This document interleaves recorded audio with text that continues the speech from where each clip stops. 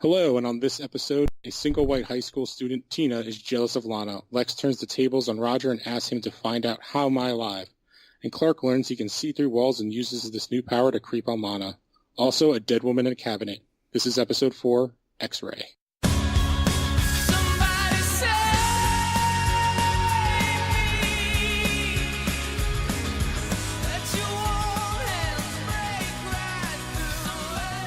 I am Lou Gonzalez. With me, as always, is my co-host, the lovely Allan. Thank you. But the way I've been described currently is very Nordic. You're, what's the guy from Game of Thrones? Davos? No, I wasn't thinking Davos. The Tormund. wildling. Tormund, yeah. Yeah, I've got that Priceline kind of, commercials. I've got a similar type of facial hair thing going on. Yeah, I'm growing out my beard too, but my hair is much shorter. It's too hot. All right, so this is a crazy episode with lots of weirdness. A lot of weird body changing, body morphing. A lot of creeping on Lana again. Yeah, this is the third strip. This is like it was Metamorphosis. Yeah, and then the last episode was no creeping on Lana. That was the hothead.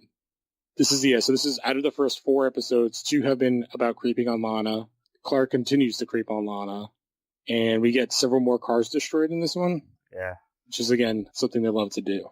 So, all right, the main plot of this episode is, it basically starts with Lex tries to withdraw all his money from Smallville Bank. The Smallville Savings and Loan. He goes in, says, I can't close all my accounts. And we get some more world building, or time building, as the head of the bank, or savings, whatever, says that the Luthiers have done business with them for the past 12 years. 12 years being the gap between the beginning of the pilot, and the present of the show. Oh, wow, I didn't even catch that. But that's, again, another reminder that besides Lex, all the other characters are 15, which is also, goes, as we go on, very weird here. But we do get a little bit of other stuff in this early part. We go from that, the signature doesn't match, so Lex pulls out a gun and then takes the money from the bank and runs into Clark on the street, who gets his first glimpse of his X-ray vision where he sees a green skeleton, or like green parts of a skeleton. He sees a skeleton with green moving throughout the skeleton.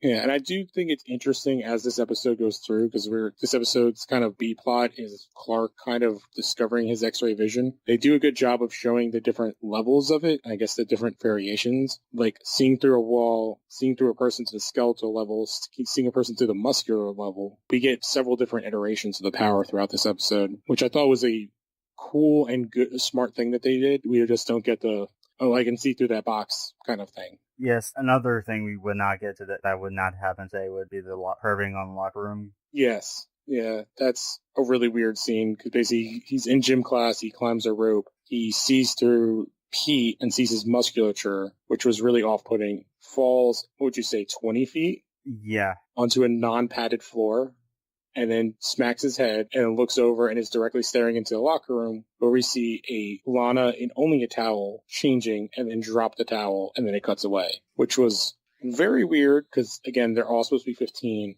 and this was a primetime show, and there's continued to believe like the shower thing into the next episode as well, but that was a weird, because even before you see her, there's other girls in the locker room that are in their bras and underwear.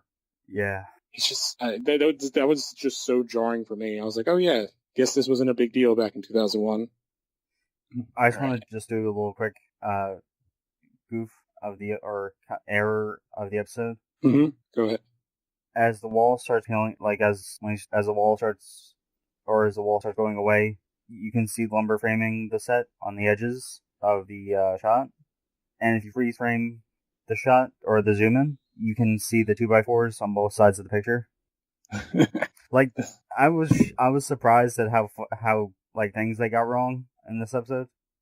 Yeah, there was a lot of weird things and things that just don't make sense in this episode. But this is also one of the episodes where we get more tie-ins later on in the season come back to this episode specifically, as well as the other Smallville-related content, like the Chloe Chronicles, I think, ties back into this, as well as the comic, I believe. Which all ties to the character we haven't even introduced yet, which is that, so this Lex that robbed the bank isn't actually Lex. You see Clark. It's a character named Tina Greer. And last week we teased that it was going to be, or the actress playing Tina would be a big name now, not so big at the time of this episode. It's Lizzie Kaplan from Party Down, Hot Tub Time Machine. Oh, she's on an HBO show too. Is it Girlfriend Experience or is it like Masters of Sex? That one. Yeah, I knew she was on one of those. And she was also, so she did this and she was also on like Freaks and Geeks around the same time.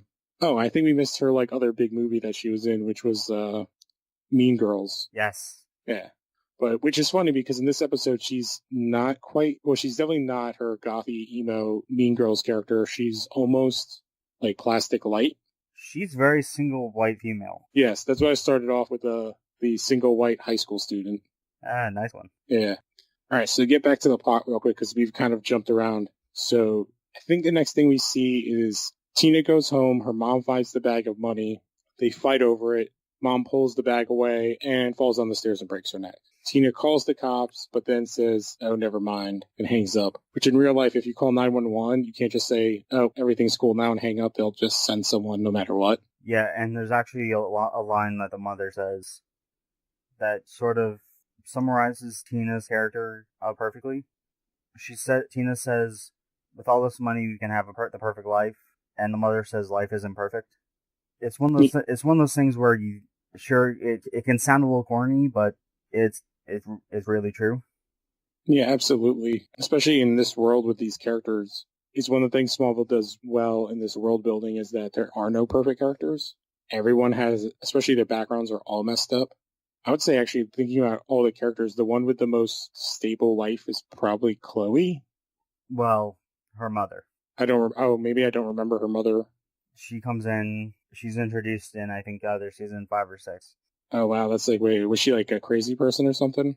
She's actually a meta, like not influenced by the meteor rocks. She has the ability to directly command someone to do something. So there's, in the episode where she's talked about, she told Chloe she angrily says to Chloe, wash your hands until they bleed, or wash your hands. She was literally washing her hands until they bled. Oh, I did not. I'm looking it up right now. Do you remember who actually plays her? Yeah, Linda Carter. Yeah, that's kind of awesome. All right, so let's go back to the episode. We do get a awesome scene of Clark talking to his parents as they're reading in a newspaper about Lex robbing the bank. And like, oh, I didn't think he needed money. Basically, blah, blah, blah. Jonathan hates Lex. And Lex walks in as they're talking, being like, yeah, I was definitely not there because I was in Metropolis in front of 200 people or something like that. And I don't think we've seen... Oh, yeah, when Tina's mom first confronts her is when we see her turn into Lex. And that's our first shot of her ability. Well, she doesn't technically fully transform into Lex, only her face, and that is just creepy. Yeah, that kind of gets to one of my issues, we'll get to later on, is her powers are a little wonky at times. Alright, so we go from here, Clark leaves and goes to school, and Lex is basically, he wanted to talk to Clark because Clark was a witness, and he's like, yeah, I saw you. And we basically leave it at that, and continued conflict between Clark and Jonathan. I guess we cut to school, and we find out that Tina is super creepy, and basically wants to be Lana. She's also the first powered person that I think a lot of characters come in contact with. Because with Bug, the only person to really see him be Bug is Clark. And with Coach, I guess like the players and Principal Quan and Clark are the only ones to see him. But the players don't really ever think that he actually has powers. While Tina's the one that like people 100% like see that there's something weird with her. Because Martha sees her as Clark. And then I think Lana sees her as Whitney. No, Lana she doesn't see her turn into Whitney.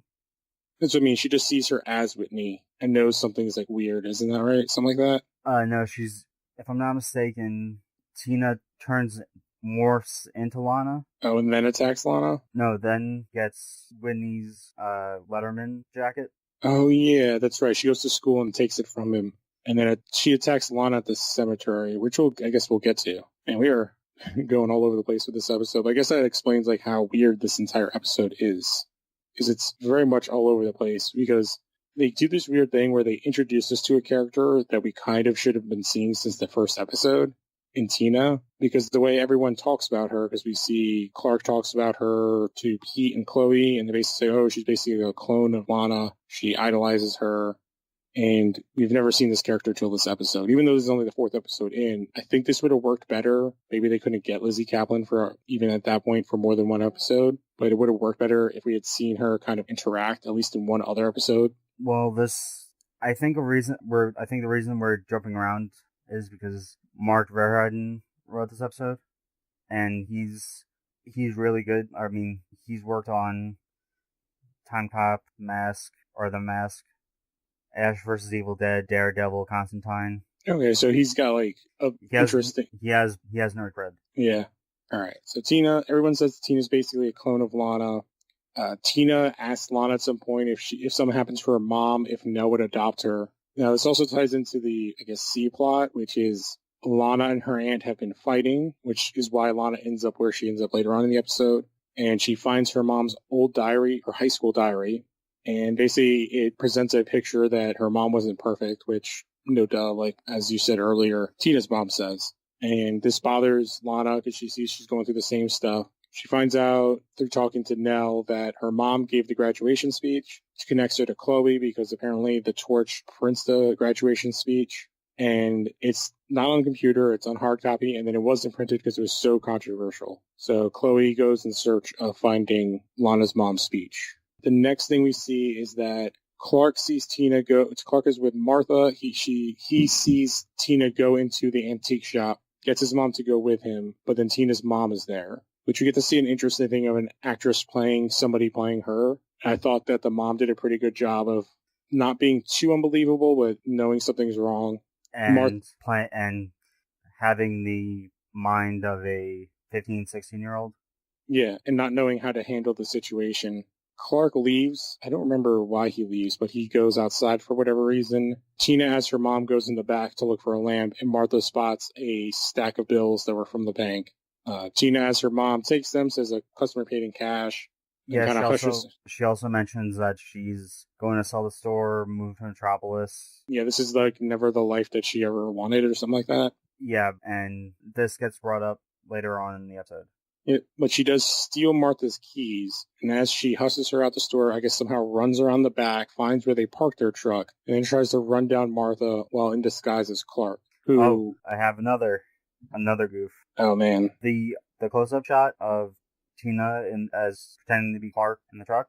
The gear shift is still in park. Well, I remember watching and being like, this is such a terrible shot, like someone for pretending to drive. Yeah. As he's doing, like, he's overacting, like, the steering wheel stuff, and just, like, everything he's doing. It was wonky, but again, we see... And there's another one, which is just... I don't know how this made it into the final edit of the episode. After Martha finds the money in the ant shop, tells Tina's mom, or Tina, that she needs to be more careful. As they're walking in the room, there's the shadow of the boom mic moving. Oh man, that's hilarious. I just don't pick up on these things like you do. I noticed that there was a shadow. I saw there was a shadow of something, and I went to IMDb to find out what exactly it was, and it was, lo and behold, it was the boom mic. Yeah, because most of the other, like, when I notice things, it's because, like, I read something, and then I'm like, oh, then I'll keep my eye out for it. But, yeah, like, those kind of weird, I guess I'm, like, of the audience that they're assuming will be there, and that doesn't pay enough attention to notice those things. Yeah, there's another one with, when Clark is walking down the street, I'm walking past the movie theater. The sign changes. Oh, does it really? Did you see what movie was playing there? Lost Boys. Yeah, I thought that was pretty funny. Yeah, the last line was in red letters, then instantly isn't. That's strange. Why would they change the poster that's there? It's a continuity error. Yeah, but, like, why would they even bother to? The only thing I think is, like, maybe that was, like, one of the shots was, like, a reshoot later on, and they forgot that they had changed it, or which version that they used. Yeah. All right, so let's get back. There's not much left in this plot. I think it's around here that we also get the, I don't know, what are we up to, the D plot, which is Lex and the reporter. Yeah, Roger Nixon. Yeah, so he comes to blackmail Lex about some event that happened at Club Zero when Lex was underage. Yeah, his wild days in Metropolis, as a youth in Metropolis. Mm-hmm. Which this is one of those setting up or later on down the series. Yeah, Lex as a villain. Yes, and then he basically turns the tables on him. apparently has the ability to wipe out his entire life pre-internet. And we get to see a very interesting side of Lex. We get to see like the true Lex underneath, where he's calm but angry and vindictive in this kind of brutal fashion, because he threatens the guy to like or make him basically not exist anywhere on paper, and then also destroy his brother when he figured out that his brother is how he got the papers. Yeah, the line was, "Your brother works in juvenile court," and he said to him, "Hey, maybe this is a way we can make a quick buck." Yeah. And Nixon says, "Leave him out of this," and Lex perfectly says, "Oh, I didn't bring him into anything." Yep, and he's saying this completely calm. Yeah, he's just shooting pool while he's doing this like deadpan. And he tries. The reporter tries to get his life back by giving back the money that he was extorting from Lex, as if that was going to do anything. It's a cool. We kind of haven't gotten it yet in any of these episodes. I guess maybe we got a little bit in his interaction with Lionel, but that's still almost a different, like another version of Lex besides the one we see with Clark. This is more the Lex from the comics, where he doesn't just beat people; he breaks them and then owns them. There's an Easter egg of the John Byrne Superman, or the John Byrne Lex Luthor, where he says, he mentioned something about, I think, not being a shrewd businessman, something about a shrewd businessman. Oh, really? Yeah, and that was pretty much Lex in the comics at that time. This was like 86, 88, 87, right after Crisis, and right after the Man of Steel miniseries. All right, and the last part of this little subplot is basically we get to the big reveal that Lex has his car from the wreck with Clark, and he sets to the now owned, what was his name again, the reporter, Roger? Roger. Yeah, Roger's goal is to find out why Lex is still alive.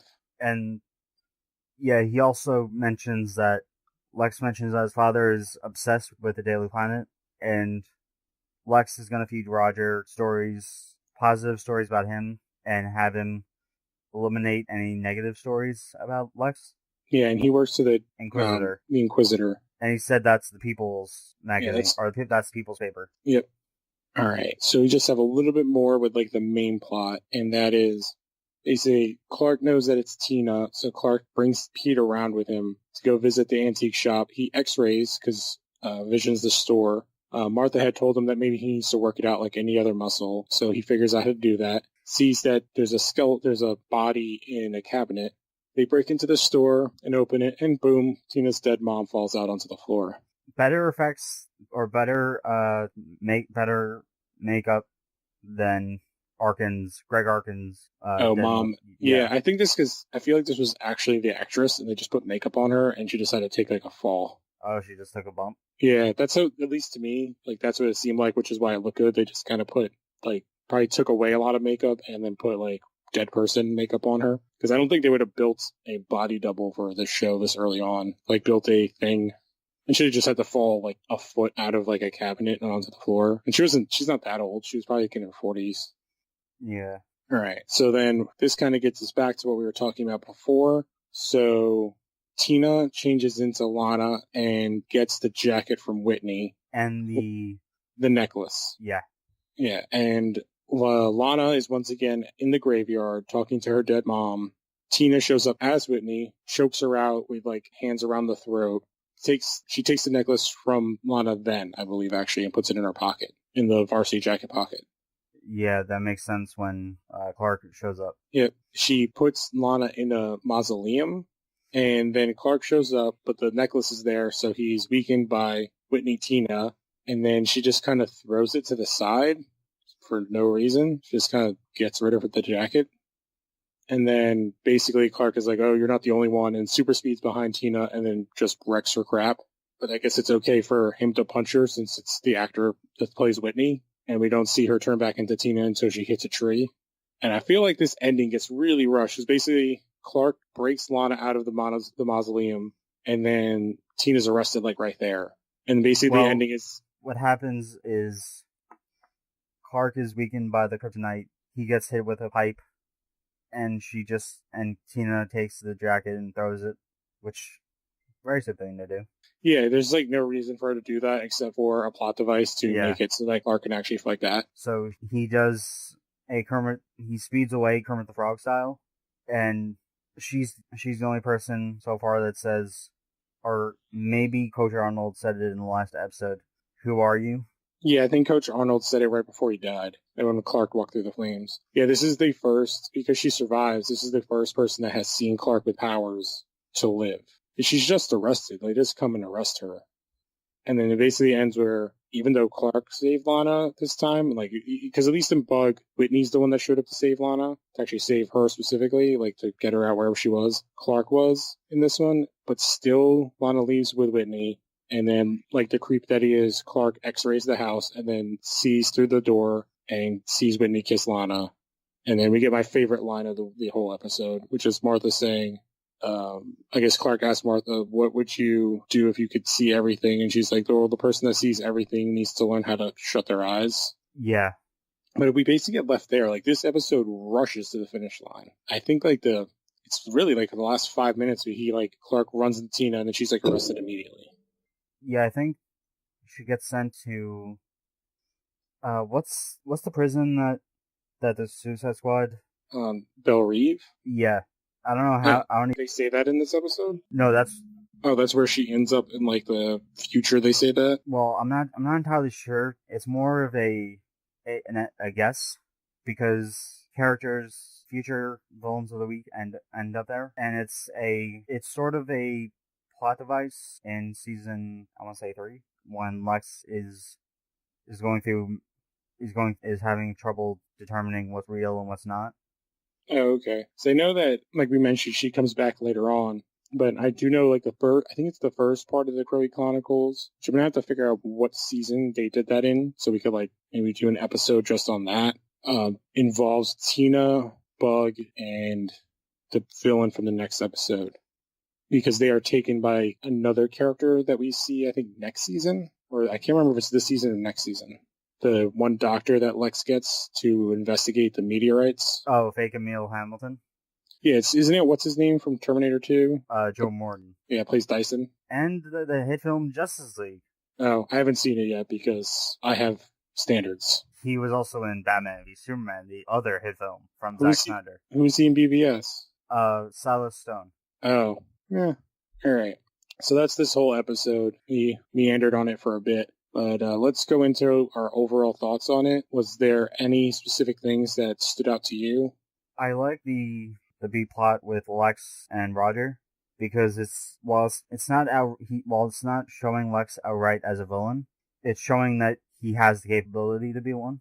And this isn't just set up in one episode. It sets up the end of the season, and the beginning of season 2. Yeah, it's actually, after rethinking on it, that's my favorite scene or sequence of this episode. My favorite kind of line is, like I said, Martha at the end of the episode. But there's definitely so much world building is going on in that one kind of sequence, that one subplot. And there's another sequence I liked. I mentioned this last week I mentioned last week I was going to bring up Man of Steel in this episode. The other hit film by Zack Snyder. The Watchmen or the Man of Steel one? Oh. When we see, it's more accurate that we see Clark going through this in his, like, when he's much younger. Oh, you mean like his evolution with his powers? So in this he's 15 and in Man of Steel he's 20-something? No, in Man of Steel he's in elementary school, I believe, or middle school. Oh, with the hearing?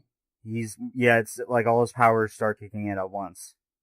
Yeah, I kind of prefer this idea of, like, things are kind of... like, come in one at a time. Well, if you combine the two things, one is him hitting puberty.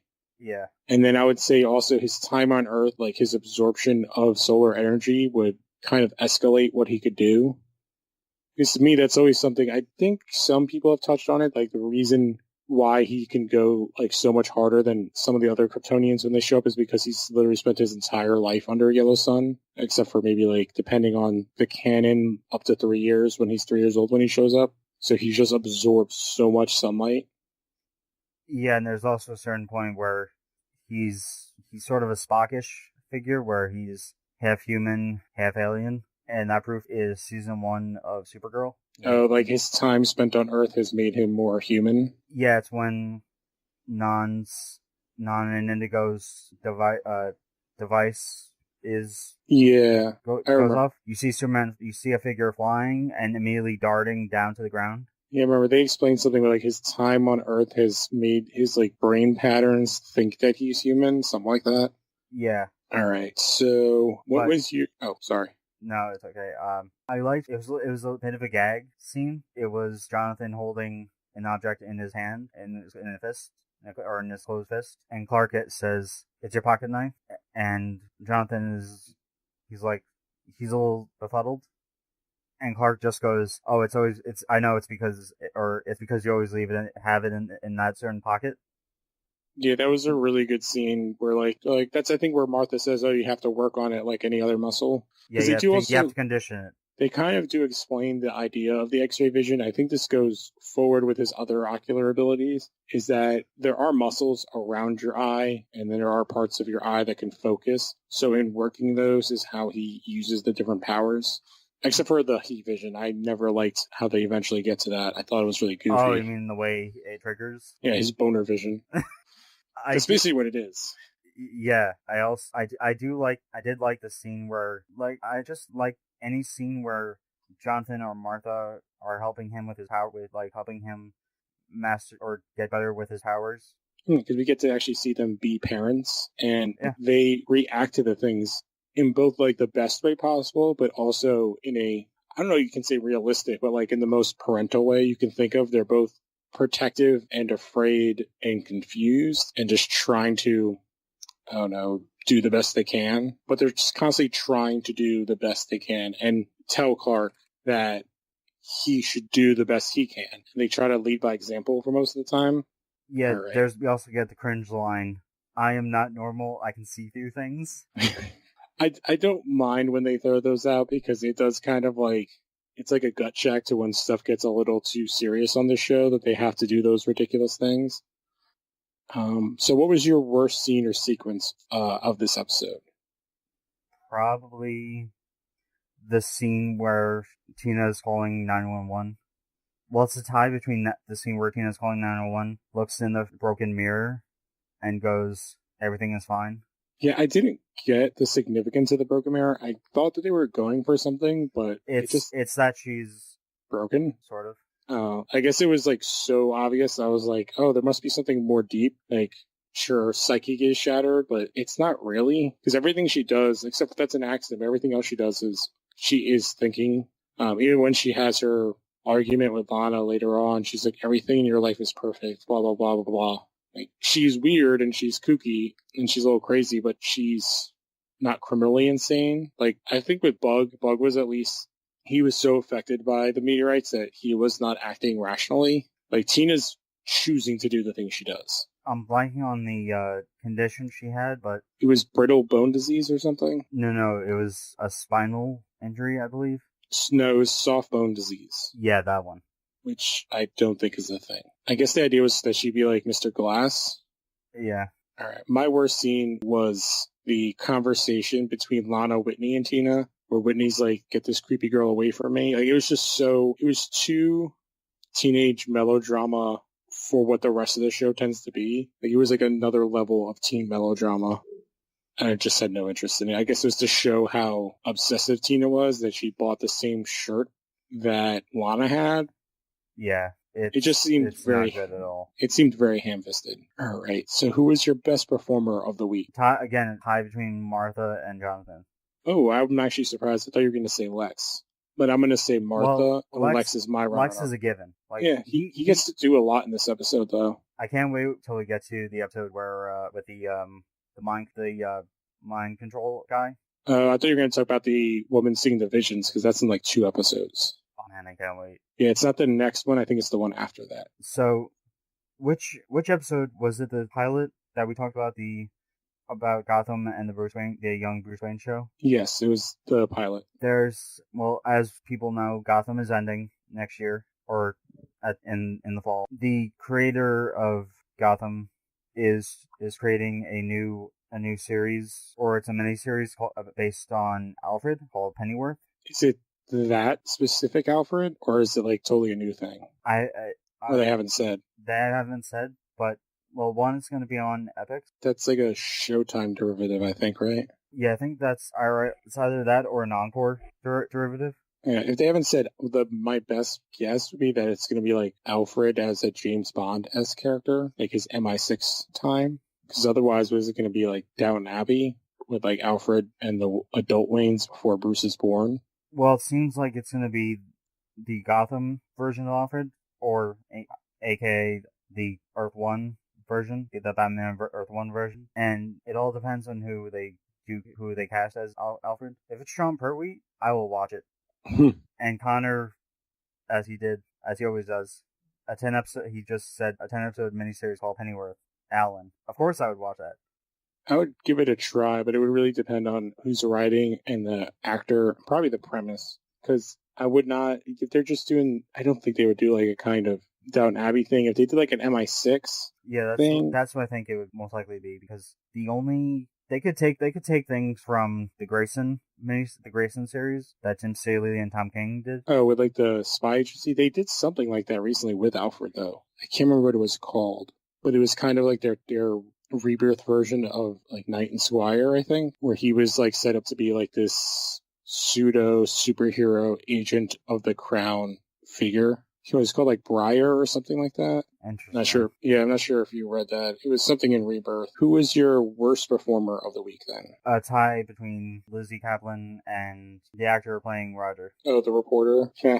Yeah. Yeah, Lizzie Kaplan was like, her crazy was so over the top. Yeah, I feel like there's not much to say because she was just, she wasn't quite as bad as last week's villain with like going to 11, but she was almost there. Like, she was just one maniacal laugh away from being that crazy of a character. Okay, I found out more about the Alfred, the Pennyworth series. It'll take place in 1960s London, where Alfred serves as a former British SAS soldier who forms a secret company and joins forces with a rich and powerful American, Thomas Wayne. And but it like I said, it's being produced by Bruno Heller, and Pennyworth won't be associated with Gotham. It'll be its own universe, and Sean Pertwee is not involved, so I will not be watching it. So to me, this is kind of like I'm trying to think, not like a Man from U.N.C.L.E., but kind of similar, like almost Mission Impossible-ish, but with Alfred and Thomas running around. It reminds me of Woodhouse from Archer, to be honest. Oh, that would be funny, actually, but that would be kind of a weird version of Alfred. All right, I did want to talk about, because I think this episode showed kind of, when we were talking about Lex, this version of Lex compared to the BVS version of Lex, I think we're already seeing why the BVS version was so bad. Because even so, in this episode, we get the beginning of Lex, or at least the tinge of how evil or angry he can be. And it's actually scary in a way, because he's so cold about it, as not cartoonish, not bouncing off the walls. And he doesn't need to explain to you everything. He just tells you, oh, this is it, and you're done, and you cross me, and you're over. Now you work for me. As opposed to the Schumacher-esque performance that we get in BVS. I don't know if that crossed your mind this early yet, thinking about those two versions. Because we've actually had, 5 or 6 different versions of Lex in live action? Yeah, and prior to BVS, it was Kevin Spacey. Yeah, Kevin Spacey's supposed to be playing Gene Hackman, because that's... Yeah, it was set in the 70s Superman universe, the Donner, right? The Donner/Lester universe. Except that they ignore, was it 4 or 3? 4. Okay, yeah, the Quest for Peace. Yeah, because that was... Garbage? Well, no, it wasn't done by the Salkinds. It was done by Canon. Oh...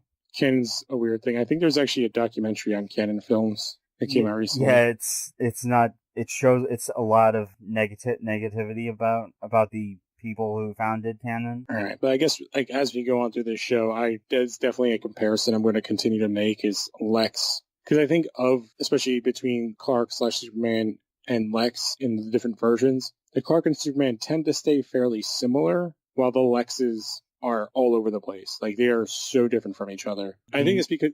Perhaps the only comic book accurate one is, ironically, the animated one. The Clancy Brown version. Yeah, he's almost like all-star Lex, like, because he's like the pinnacle of everything human, like physically, mentally. None of the live-action ones have ever really done a Lex as almost like a physical specimen as well. Yeah, did you ever hear about the rumor about the Smallville version of Lex Luthor? That he's technically a meta? No, I did not hear that. If you notice, Lex doesn't get sick. He's in great health, aside from when he died. That would make sense, because if it affected him where he lost all of his hair on his head, which I also have to look and see if he has eyebrows, which I think he does. He does. But then that means, at the very least, the meteorites did affect him because his hair never grew back, but only specifically his head. Because the only thing that this specific version never really goes into is how smart Lex is. This show shows him more as conniving and planning, not like scientifically smart. Yeah. But they also leave the door kind of wide open with the ending of the series. Because they're still fairly young. When the series ends, Lex is at best in his early 30s. Or at worst, maybe he's like 32. And Clark's like 25. Alright, so I only have one Easter egg. If you have any others. No, I've got the same. I know it. I have the same one. Okay, the Laura Lang's prom song, or prom theme, was Saturday Night Fever, except that the prom was in 1977, but the film didn't come out till December that year. And to me, that's just pure laziness. Someone just looked up what was the biggest movie of that year, and didn't realize that it came out the end of that year. I guess we should talk about the effects a bit, since we get to see two new effects for the series in this episode, which is the X-ray vision and the shapes shifting. To me, the X-ray vision at no part looked bad. I thought it was actually interestingly done, even as bad as I guess the CGI looked when he was looking at Pete. I still thought it was a great effect to kind of show the range of that ability and how the lack of control would be really freaky to someone. Yeah. And then the shape shifting was really weird at times. Because, sometimes she just, like you said earlier, she just changes her face to look like Lex. And then other times when she impersonates Lex earlier, when she impersonates Clark, sort of Whitney, she can change her clothes. But then she takes Whitney's jacket, so she can do just one layer of clothes and not two, or just underwear. And, where do her other clothes go? It doesn't make any sense of how, if it's her bones, you could change her physical shape, how would that affect her clothing? And you're asking questions that they don't want to answer. I know. And the other thing about me is just her body mass, because all right, if she can change her shape, I guess if she stretched out to be as big as Clark, she would still weigh the same, or you know what I mean? She wouldn't. It'd be so weird for her to get taller and bigger. I don't know. It's just problems I have with kind of shape shifting powers in general that always annoy me when a smaller character can shape shift into a bigger character. And it's just not explained, or at least they don't even try to explain it. I'm fine with even a kind of magic-y thing, like a Beast Boy. It's he's connected to the red. That's good enough for me. That's all I need to be explained. It's it's magic. But you can't science something and then not actually give me an explanation. It just bugs me to hell. I'm sure that there will be other things in the show that do the same thing to me. But trying to think of the other things that we see in this episode. I think the only other thing that I remember is we start to see the connection, I believe, where Clark is making between the meteorites and the meteor freaks. Yeah. And again, I do believe he goes to Chloe and they go to the Wall of Weird and she Googles stuff before Google was even a thing. But, did you have any other notes on this episode? No. All right, so I guess I'll just give a little preview for next episode.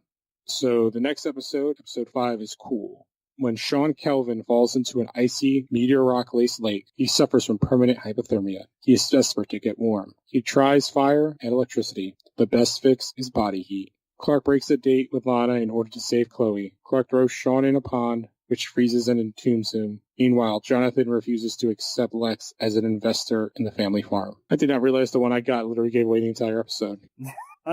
Yeah, that was not... I just copied it from the same one I always do, and it did that entire thing. That was the whole episode was that blurb. Yeah, they didn't do that for the other episodes. It's funny. Well, it looks like we don't have to do that episode. Yeah, well, I guess plugs. Yeah. Would you like to go first? Yeah. Don't forget to listen to subscribe and listen to the Phantom Zone by the time this episode is out, hopefully the latest After Dark and CW episodes will be out. What else? Check out losharo.wordpress.com to check out my quick hit review of MLB 18 The Show, and you can look forward to seeing a God of War review. And don't forget to join the Phantom Zone Facebook group. We have a lot of good people in there who basically know what they're talking about, like John Seiler, myself, Lou. And whatever you do not feed the gremlins after midnight. All right. Just like Allan, make sure to check out the Phantom Zone podcast. I appear on there from time to time. I was on last week's CW show, and I was on the Triple X After Dark episode. And that was such a good one. Yes. And then, like Allan said, don't forget to rate and review. It helps to give that 5 stars as well as a little thing in there. Also subscribe and thumbs up on YouTube. And yeah, the Phantom Zone group is an awesome group. If you ever have comic book questions or questions in general, I know yesterday someone was arguing with their father-in-law about whether or not the Martian Manhunter was a character created for the Supergirl show. And I think that comment immediately got like 5 different people saying, "What the hell are you talking about? Characters from like the 70s." No, he was a founding member of the Justice League. Oh, was he? Oh, he's that far back? Yeah, I don't, like, my first introduction, like many people, was the Justice League cartoon, which he was a founding member of. I don't remember if he was when he was created. First appearance was Detective Comics 225 in November 1955. Yeah, it was one of those I think we talked about in the first episode, it was a backup story in Detective with his original goofy intro. Yeah, and Martian Manhunter, or John Jones, his Martian Manhunter's human alter ego. We're gonna be talking about him sometime soon in the near future when we get to season 5 or 6. Yeah, that's a long ways out. And a fun fact about the impact of John Jones or Martian Manhunter on Smallville. People liked him in the Smallville version so much that they, instead of his white version or his white alter ego, he was changed to African American. Yeah, I think they did that in the comics and in Supergirl, but I think in everything basically after Smallville they've made, like, I don't remember, sometimes he goes by John Jones, sometimes he goes by another name when he's in human form. It depends on the time. He hasn't even really been in DC Comics for a while. He just kind of came back a couple months ago. Yeah, and if I'm not mistaken, he's going to be in the new Justice League series that is going to be written by Scott Snyder.